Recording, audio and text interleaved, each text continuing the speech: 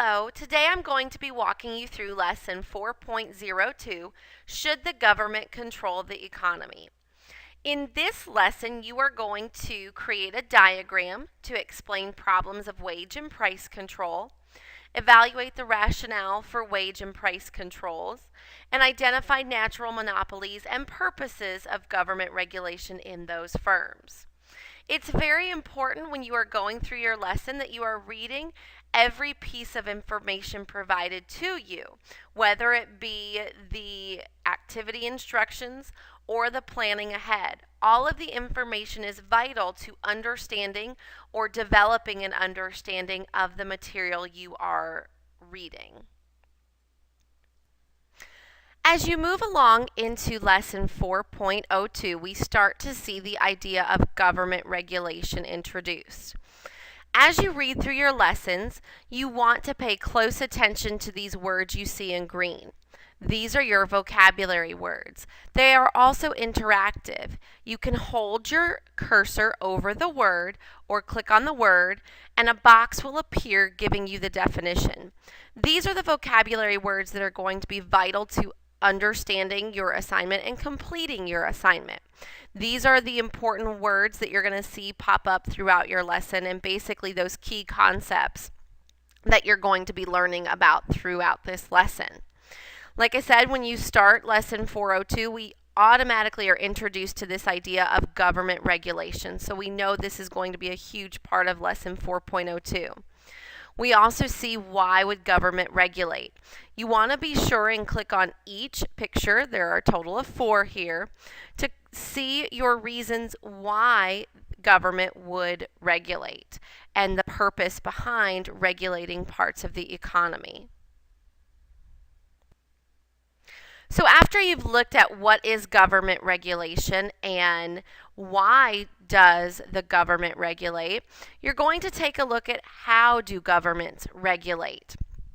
You want to make sure that you click through all 4 pages using this next button and look at different reasons how the government actually regulates or works to regulate in the economy and business sectors.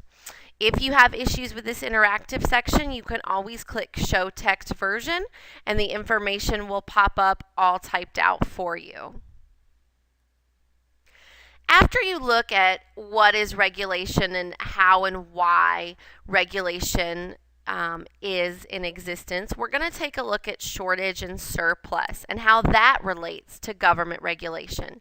Shortage and surplus is something you learned about in Module 1, so it's a term you should be familiar with. If you have forgotten or if you need a little refreshing, don't forget you've got these green vocabulary words throughout your lesson that you can click on to get the definition and help yourself remember what these concepts are. But it's important that you understand shortage and surplus and how that relates to government regulation.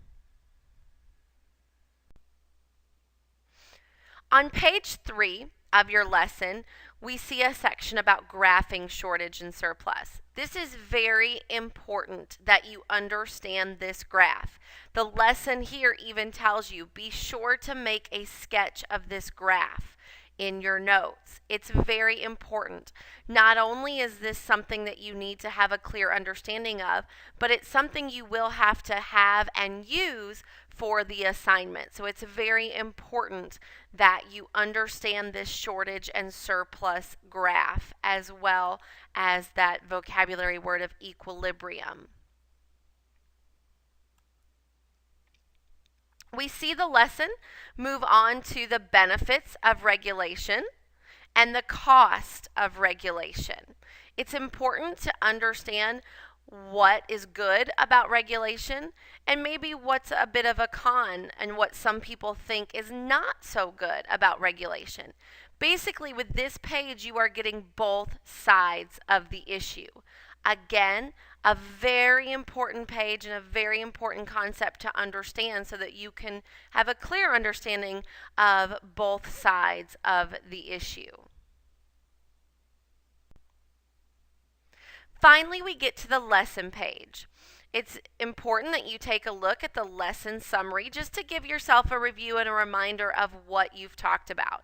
Again, you see that whole concept of government regulation. So if you're not quite clear on this, it's something you definitely want to take a look at because a huge part of this lesson is obviously government regulation.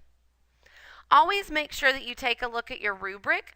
This shows you what you will be graded on for the assignment. So it's important that you have a clear understanding of the expectations for this activity. So now we are brought to the instructions for your assignment. It's very important that you pay attention to all steps and complete all steps. For this assignment, you are going to be looking at government regulation and your opinion on that. You are actually going to have to be creating a persuasive essay or blog. So it's very important that if you're not so sure about persuasive argument, or maybe you need a little refreshing on it, that you watch the persuasive argument presentation. So for step 1, you are going to choose one of these two topics. Should government raise the minimum wage, or should government set the price of gasoline? After you have chosen which topic you are going to use for your essay or blog, you are going to have to take a stance on it. Are you for or against this topic? In step 2, you are going to create a graph. If you remember how I said that the shortage and surplus graph was very important, and even your lesson pointed out that it was very important, this is why it is so important. You are going to have to create a graph on your own to show the effect of shortage or surplus. You want to make sure that on your graph you have these labels listed here: price, quantity, supply, demand, shortage or surplus. Please remember, there is the example in the lesson you can refer back to if you need a little help or a little guidance with the graph. But please remember, the graph must be about your topic that you've chosen. For step 3, this is where you are taking all of that information you've just gathered and you are actually creating your essay or blog. Please remember, this is a persuasive essay or blog, so you must take a side and persuade your audience. You have to use a minimum of 400 words, and you want to be sure that you state your claim clearly. Okay, we need to be able to know what is your topic and what is your stance. Are you for or against this topic? You want to make sure and include 3 strong arguments that support your claim. Those are those 3 reasons why. Why are you for or against this topic? You want to make sure and have at least one argument that opposes your claim and how you challenge it. So in other words, what would the other side think? If you are for the issue, what would be the against opinion, and vice versa? So you need to have at least one argument that opposes your claim, and then you need to go in there and challenge it.